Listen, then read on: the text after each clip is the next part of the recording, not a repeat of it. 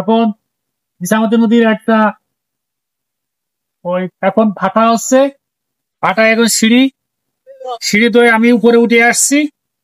আর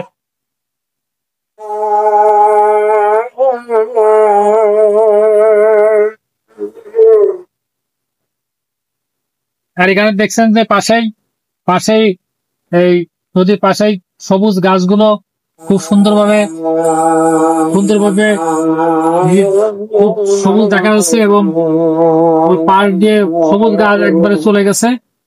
ভালো থাকেন, আসসালামু আলাইকুম।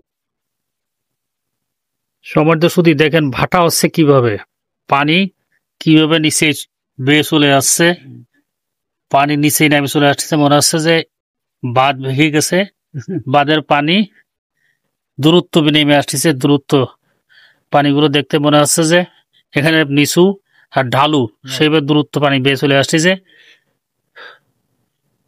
ভালো থাকেন, লাইক কমেন্ট করেন, শেয়ার করেন। আসসালামু আলাইকুম।